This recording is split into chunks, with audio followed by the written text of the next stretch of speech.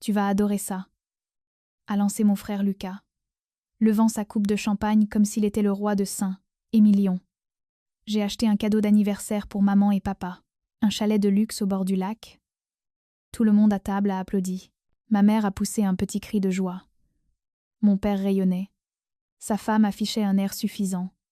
Et moi, je me suis figée. Où as-tu trouvé 120 000 euros ai-je demandé, ma fourchette toujours en suspens. Il a eu un petit sourire en coin. C'est toi la grande experte en audit financier, non? Gros salaire, et tout le tralala. Je me suis dit que tu avais les moyens. Puis il a ri, comme si c'était une blague. Un tour de passe-passe. Tu as fait quoi? Ai-je chuchoté, le sang quittant mon visage. J'ai contracté le prêt à ton nom, a-t-il dit avec désinvolture, comme s'il m'annonçait qu'il m'avait emprunté un pull. Tu rembourseras ça vite fait. Tu es célibataire. Ne sois pas égoïste. Ma main tremblait. La table était devenue silencieuse. Puis il a ajouté avec un grand sourire. C'est déjà approuvé. Joyeux anniversaire. Laissez un commentaire pour me dire d'où vous m'écoutez et quelle heure il est chez vous en ce moment. J'adore savoir qui fait partie de notre communauté. Je n'ai pas renversé la table. Je n'ai pas jeté mon vin au visage suffisant de Lucas. Je savais exactement à quoi cela ressemblerait. La sœur jalouse et hystérique, gâchant le moment du fils prodige. J'ai passé 29 ans à apprendre que dans cette famille, les apparences sont la seule monnaie qui compte. Alors j'ai ravalé le cri qui montait dans ma gorge, et je me suis levée. Je me suis dirigée vers mes parents, j'ai posé une main sur l'épaule de mon père et j'ai murmuré « Maintenant ». Ma mère, Sylvie, a souri crispée aux invités, ses yeux promettant des représailles pour cette interruption, et nous a suivis sur la terrasse du vignoble. Dès que les baies vitrées se sont refermées, coupant les applaudissements et le jazz, son sourire a disparu. « Chloé, qu'est-ce qui te prend ?» a-t-elle sifflé en lissant sa robe à paillettes. « Tu as l'air d'avoir vu un fantôme. Retourne à l'intérieur et félicite ton frère. » Le féliciter? Ai-je demandé la voix basse et ferme. Il vient d'avouer une escroquerie majeure. Il a contracté un prêt à 6 chiffres en mon nom, maman. Sans mon consentement. C'est un crime passible de prison. Mon père, Bernard, a soupiré. Le bruit d'un homme dérangé par des détails administratifs. Il s'est appuyé contre la balustrade en pierre, faisant tourner son whisky. Il n'a pas volé l'argent, Chloé. Il a emprunté ta solvabilité. C'est différent. Lucas veut qu'on ait un héritage. Un endroit pour réunir la famille. Il savait qu'il n'obtiendrait pas le prêt tout seul. Alors il a improvisé. Il essaya de faire quelque chose de gentil pour nous. Je les ai regardés, et le monde a basculé sur son axe. Il n'était pas choqué. Il n'était pas confus. Il savait. Vous saviez? Ai-je demandé, les mots ayant un goût de cendre. Vous saviez qu'il imitait ma signature? Nous savions qu'il s'occupait du financement, a dit ma mère en balayant l'air d'un geste dédaigneux. On n'a pas demandé les détails ennuyeux. Et, honnêtement, Chloé, pourquoi tu ramènes tout à toi? Tu es associée dans ton cabinet. Tu n'as pas de mari, pas d'enfant, pas de charge. Tu restes assise dans cet appartement, avec tout cet argent sans rien en faire. Lucas a une femme. Il a une image à entretenir. Il avait besoin d'une victoire. Voilà. Le grand livre comptable de la famille. Mis à nu au clair de lune. À leurs yeux, ma réussite n'était pas un accomplissement. C'était un fonds de réserve dans lequel Lucas pouvait puiser dès que sa propre médiocrité s'asséchait. Je n'étais pas leur fille. J'étais leur police d'assurance. Donc je suis censée payer, c'est ça? Je suis censée payer 120 000 euros pour un chalet que je n'ai pas acheté, pour que Lucas puisse passer pour un héros? Tu en as les moyens, a dit mon père, la voix dure. Ne sois pas radine, c'est notre 40e anniversaire de mariage. Ne gâche pas l'ambiance avec ta pingrerie. Signe juste les papiers qu'il te demandera. Et laisse-lui ce moment. J'ai regardé ma mère. Elle vérifiait déjà son reflet dans la vitre, s'assurant que sa coiffure était parfaite pour les photos. Elle ne voyait pas un crime. Elle voyait une maison de vacances. Elle ne voyait pas une fille exploitée. Elle voyait un problème qu'il fallait faire taire. Pendant des années, j'avais cru que je me battais pour leur approbation. Je pensais que si je réussissais assez, si je gagnais assez, si je devenais assez importante, il me regarderait enfin comme il le regardait, lui. Mais debout sur cette terrasse, l'air froid de la nuit mordant à travers ma robe, j'ai réalisé la vérité. Je ne m'étais jamais battue pour leur amour. J'avais passé une audition pour le rôle de banquier. Et je venais d'obtenir le rôle. Je n'ai pas discuté. Je n'ai pas pleuré. Je n'ai pas essayé d'expliquer le concept de taux d'endettement ou les peines de prison liées à l'usurpation d'identité. La logique n'a aucun pouvoir sur des gens qui ont décidé que leur désir définissait la réalité. Je comprends, ai-je dit. Et c'était vrai. Je comprenais parfaitement. Bien, a dit ma mère en ouvrant la porte. Le bruit des rires et des verres qui s'entrechoquent est revenu, bruyant et inconscient. Refais-toi une beauté, Chloé. On va couper le gâteau. Elle est retournée dans la chaleur de la fête, confiante de m'avoir gérée, comme elle le faisait toujours. Mon père a suivi, tapant amicalement dans le dos de Lucas, en rentrant dans la salle. Je suis restée seule sur la terrasse un instant, les observant à travers la vitre. Ils ressemblaient à une famille parfaite. Heureuse. Riche. Unie. Mais je savais ce qui se cachait sous les fondations de cette image. Elle était bâtie sur mon score de crédit, mon silence et mon travail. Je me suis détournée de la porte. Je ne suis pas retournée manger du gâteau. Je suis allée au valet, j'ai récupéré ma voiture et j'ai conduit dans l'obscurité. Ils pensaient que la conversation était finie. Ils pensaient que j'avais plié, mais ils avaient oublié ce que je fais dans la vie. Je ne me contente pas de regarder les chiffres. Je les traque. Et demain matin, l'audit allait commencer. J'ai conduit jusqu'à chez moi en silence. Pas de radio, pas de podcast, juste le bourdonnement du moteur et une clarté glaciale qui s'installait sur moi comme du givre. La plupart des gens, face à une trahison de cette ampleur, rentreraient chez eux pour s'effondrer. Ils appelleraient une amie pour sangloter au téléphone jusqu'à s'en irriter la gorge. Ils essaieraient de donner un sens à ce naufrage émotionnel, mais je ne suis pas la plupart des gens. Je suis auditeur forensique. Je passe mes journées à traquer les détournements de fonds dans les entreprises du CAC 40 et à débusquer les actifs dissimulés dans les divorces à haut risque. Je ne traite pas le traumatisme avec des mouchoirs. Je le traite avec des feuilles de calcul. Je suis entrée dans mon appartement. J'ai enlevé mes talons. Et je n'ai même pas allumé le plafonnier. Je suis allée directement à mon bureau, la lueur de mes 3 écrans, s'éveillant comme un lever de soleil numérique. Je me suis assise, j'ai fait craquer mes doigts, et je me suis connectée à mon serveur sécurisé. L'émotion n'est qu'une donnée corrompue dans un audit. Elle brouille les résultats. Alors, je l'ai supprimée. J'ai supprimé la fille blessée. J'ai supprimé la sœur négligée. Je suis devenue l'auditrice. J'ai commencé par la Banque de France, et les fichiers d'incidents, puis mes relevés bancaires centralisés, code de double authentification envoyé, accès autorisé. J'ai fait défiler mes prêts étudiants, mes cartes de crédit impeccablement payées, mon propre prêt immobilier. Et là, c'était là. Une demande de crédit datant de 3 semaines.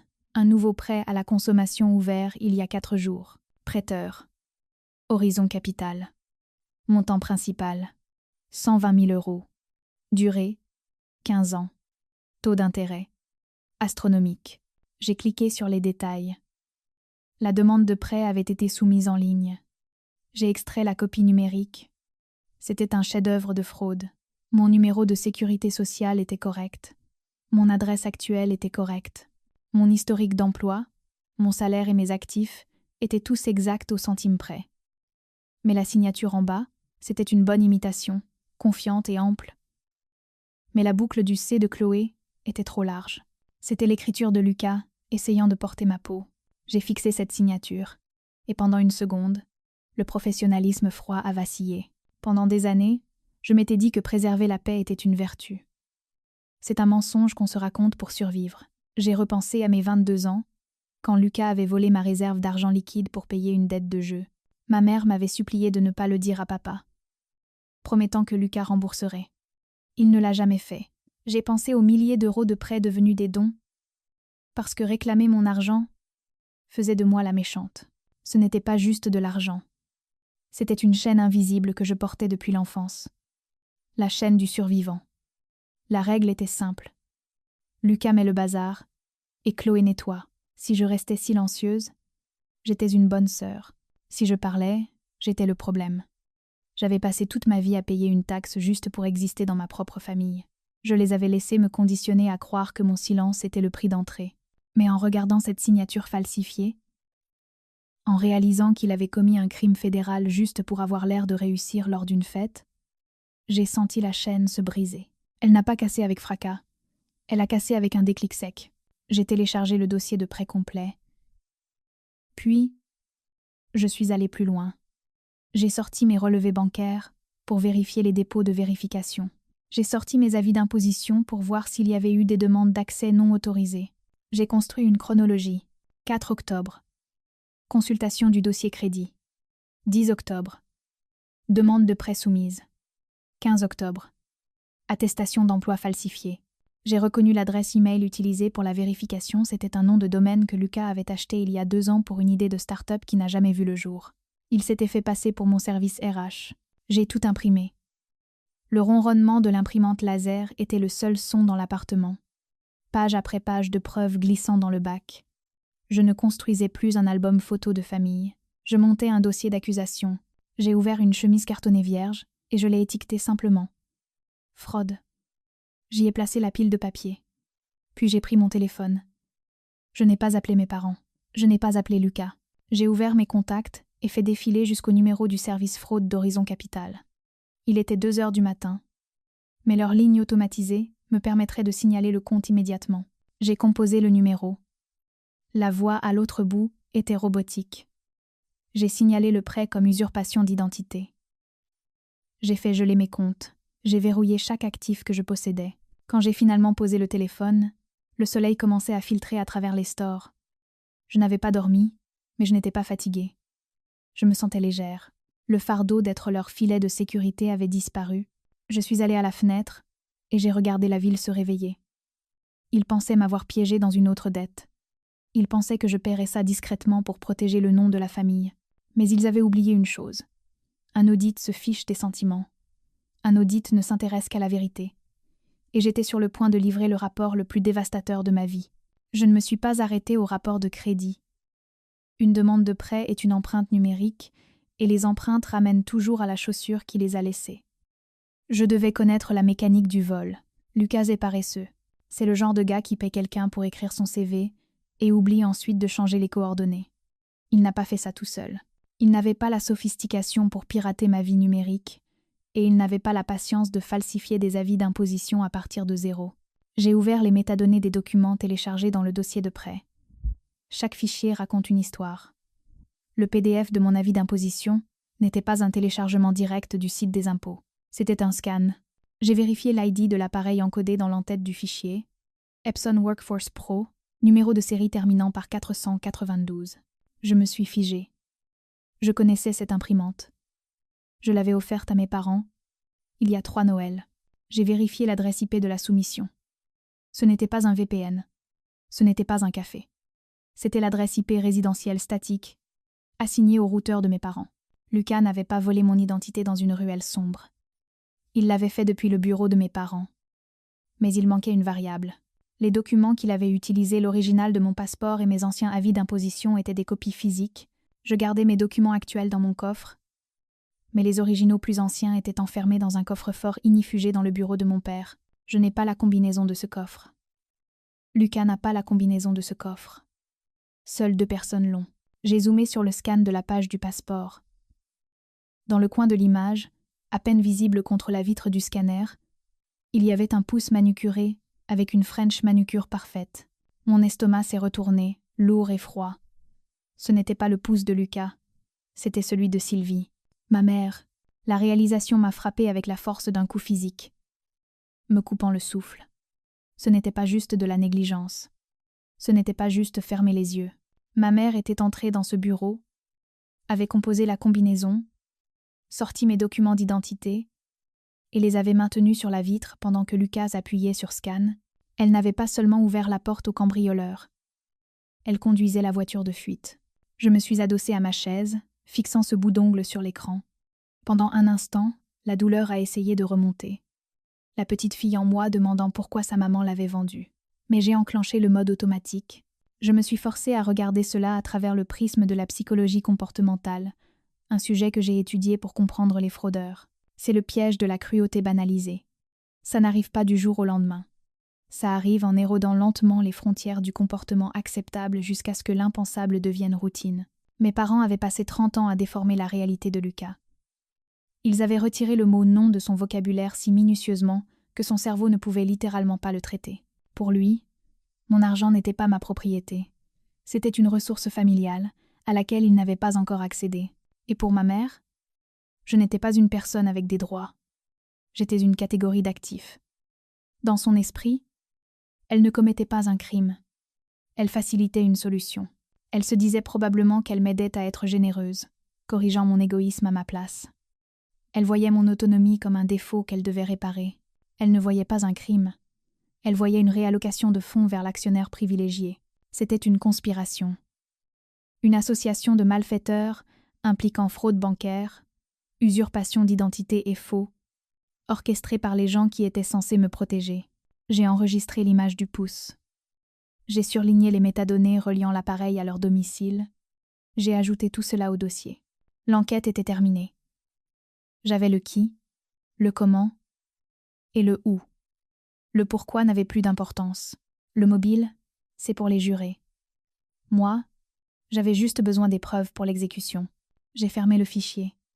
Ma mère n'était plus un parent. Elle était une complice. Et elle allait apprendre qu'aux yeux de la loi, les complices tombent aussi bas que les cerveaux de l'opération. Mardi matin. J'étais à mon bureau, examinant l'audit d'une société écran utilisée pour blanchir de l'argent, quand ma réceptionniste a sonné. Elle semblait désolée. « Votre frère est là, Chloé. Il dit que c'est une affaire de famille urgente. Je lui ai dit de le faire entrer. Je n'ai pas rangé mon bureau. Je n'ai pas caché les dossiers.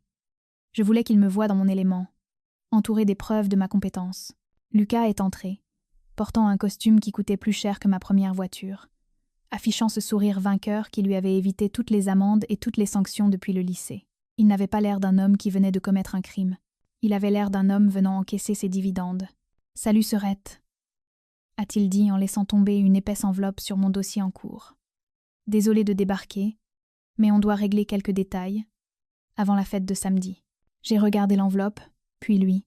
« C'est quoi ça ? » « Juste la procuration notariée, » a-t-il dit en s'appuyant contre le cadre de ma porte, décontracté comme une brise d'été. « Puisque le prêt est approuvé et les fonds débloqués, on doit transférer l'acte de propriété à maman et papa. C'est leur cadeau après tout. Ça doit être à leur nom. » Je l'ai fixé, émerveillé par l'audace pure et sans mélange.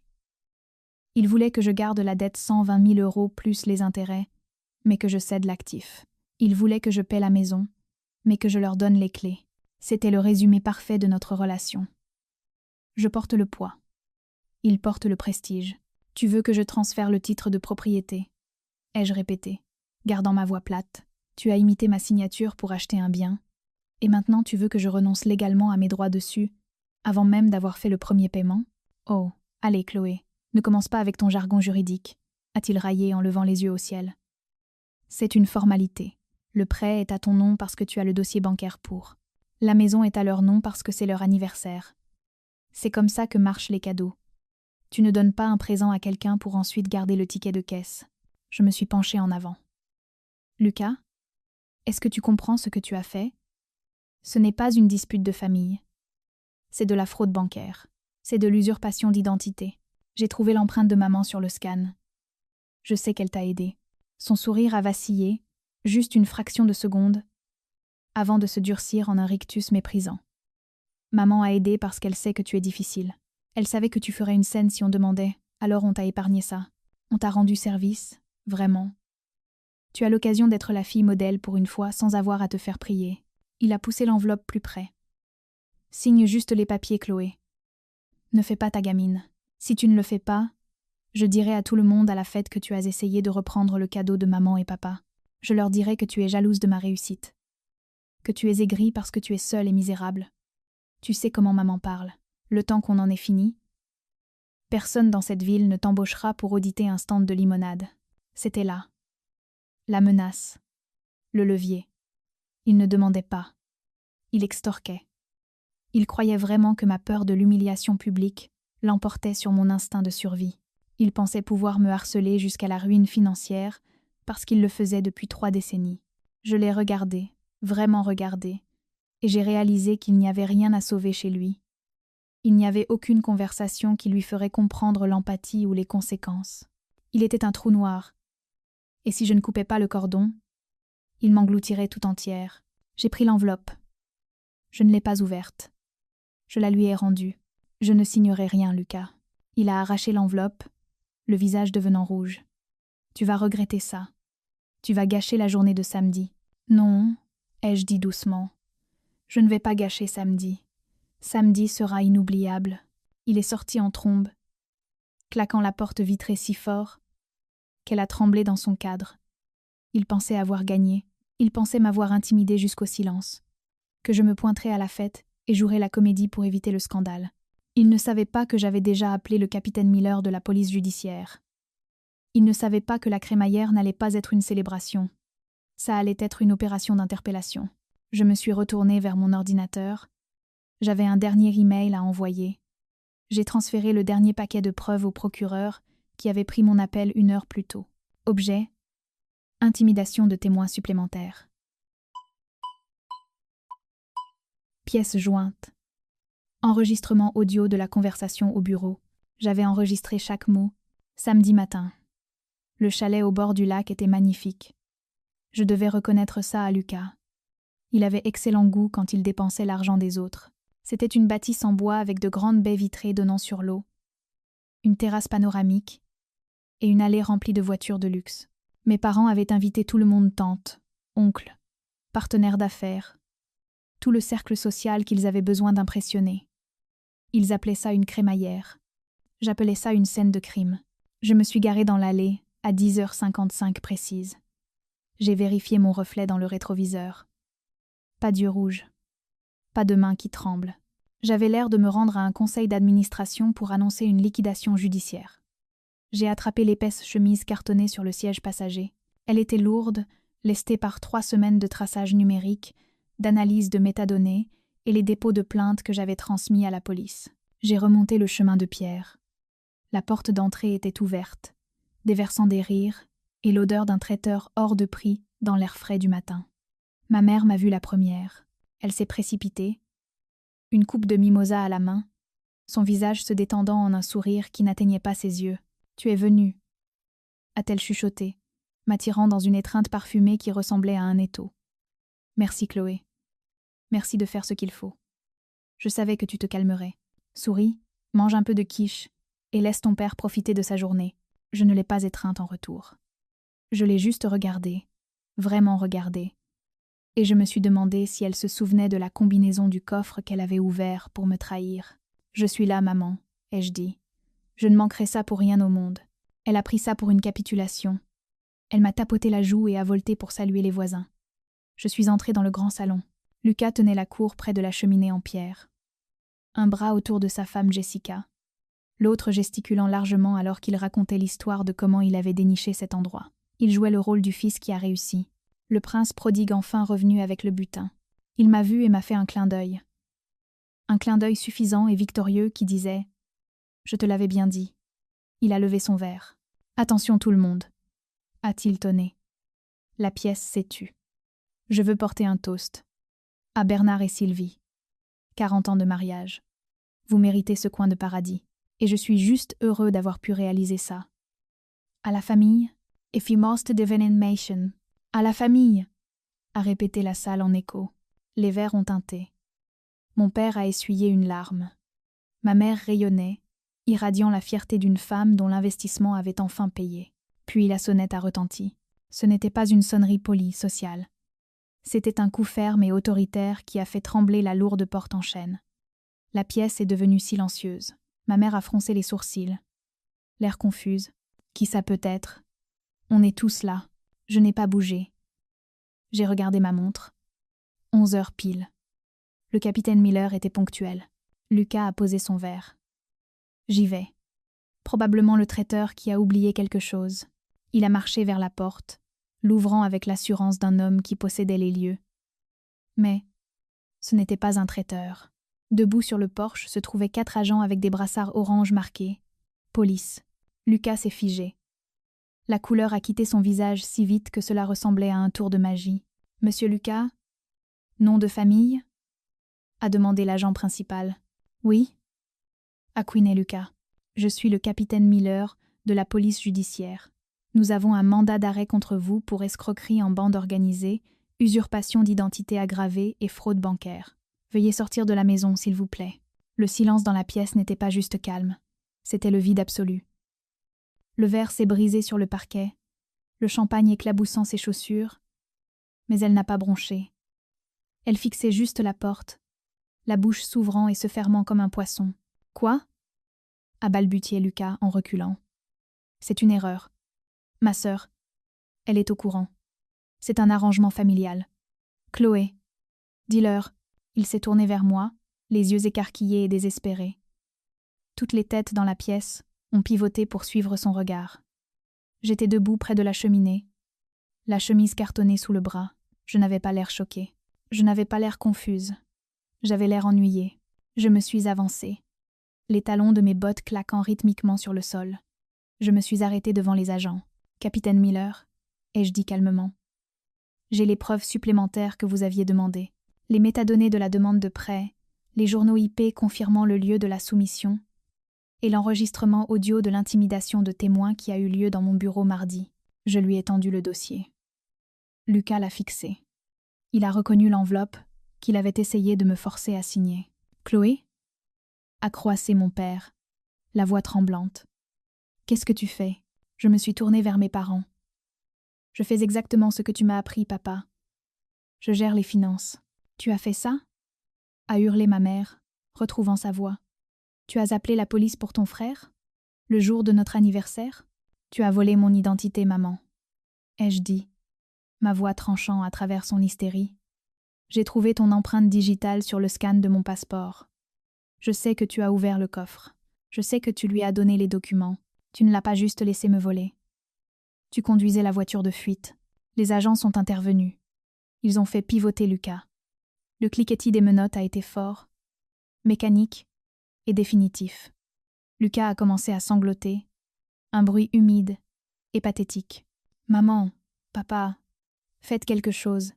Elle ment, elle est jalouse. »« Madame, nom de famille, » a dit le capitaine Miller en regardant ma mère. « Nous aurons besoin de vous parler également concernant votre implication. Nous avons des raisons de croire que vous avez facilité l'usurpation d'identité. » Ma mère a agrippé le bras de mon père pour se stabiliser. Son statut social, sa réputation, son récit de famille parfaite, tout partait en fumée en temps réel. « Chloé, s'il te plaît, » a-t-elle supplié, changeant de tactique instantanément. « Dis-leur juste que c'était un malentendu. On peut rembourser le prêt. On vendra le chalet. Fais arrêter ça. » J'ai regardé autour de la pièce. J'ai regardé la vue sur le lac. C'était vraiment un beau chalet. « Tu ne peux pas vendre le chalet, maman, » ai-je dit. J'ai déjà appelé le service fraude de la banque. L'actif est gelé. Ce n'est plus une maison de vacances.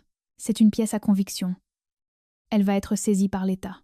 J'ai regardé Lucas, maintenant menotté, et conduit en bas des marches du Porsche qu'il pensait posséder. « Tu voulais un héritage, Lucas ?» ai-je crié. « Tu en as un. Tu vas devenir une étude de cas dans les cours d'audit financier pour les années à venir. » Les agents l'ont conduit vers la voiture banalisée. Les invités étaient immobiles, terrifiés à l'idée de bouger, terrifiés d'être associés à la scène. Mon père s'est effondré sur une chaise, la tête dans les mains. Ma mère pleurait, non pas pour son fils, mais pour l'humiliation. J'ai vérifié ma montre à nouveau. 11h15. Planning respecté. Je ne suis pas restée pour les réconforter. Je ne suis pas restée pour m'expliquer devant les tantes et les oncles, qui me fixaient avec un mélange d'horreur et d'admiration. Je suis sortie en passant devant le verre brisé, devant les invités figés, et j'ai franchi la porte d'entrée. En marchant vers ma voiture, j'ai pris une grande inspiration de l'air de la montagne.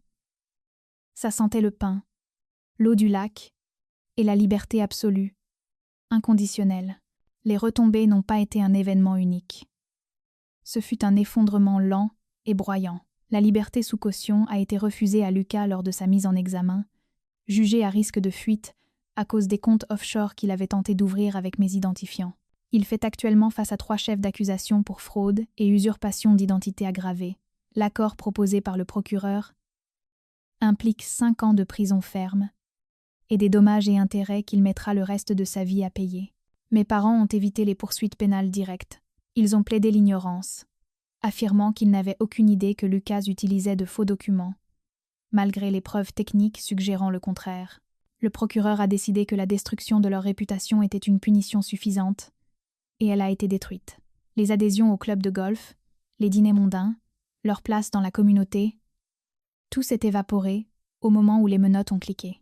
Ils sont des parias sociaux maintenant, vivant dans une maison qu'ils peuvent à peine payer, isolés par la honte qu'ils ont eux-mêmes fabriquée. Ils m'ont appelé une fois, 3 jours après l'arrestation. Mon père a laissé un message vocal, demandant si je mettrais mon appartement en garantie pour la caution de Lucas. Je n'ai pas rappelé. J'ai bloqué le numéro. J'ai bloqué les emails. Je me suis faite orpheline pour me sauver moi-même. 6 mois ont passé depuis ce matin au bord du lac. Le chalet a été saisi par la justice comme produit du crime. Mon dossier bancaire est de nouveau vierge. Le prêt frauduleux effacé comme s'il n'avait jamais existé. Mais le vrai changement n'est pas sur un bilan comptable. Il est sur la vitrine devant laquelle je me tiens en ce moment. J'ai utilisé l'argent que j'avais économisé, l'argent qu'ils ont essayé de voler pour ouvrir mon propre cabinet. Chloé Audit, investigation. L'enseigne sur la porte est en verre gravé, propre et net. J'ai 3 employés et une liste d'attente de clients qui veulent connaître la vérité sur leurs finances. Pendant longtemps, j'ai cru que la justice, c'était la punition. Je pensais que c'était voir souffrir les gens qui vous ont fait du mal. Et il y a une certaine satisfaction là-dedans, je ne vais pas mentir. Mais la vraie justice, ce n'est pas brûler leur maison. C'est construire la vôtre. C'est la justice du semeur. Pendant qu'ils sont coincés dans des batailles juridiques et des audiences de faillite, s'enfermant dans le passé qu'ils ont détruit, je plante les graines d'un futur qu'ils ne toucheront jamais. J'ai pris l'énergie que je gaspillais à gérer leur chaos, à essayer d'acheter leur amour, et je l'ai versé dans mes propres fondations. La meilleure vengeance n'a pas été la descente de police. Ce n'était pas le chalet saisi. C'était ce matin, assise dans mon propre bureau, buvant du café dans une tasse que j'ai achetée, regardant un agenda rempli de réunions que j'ai choisies. Je ne suis plus la banque. Je ne suis plus la réparatrice. Je suis la bâtisseuse.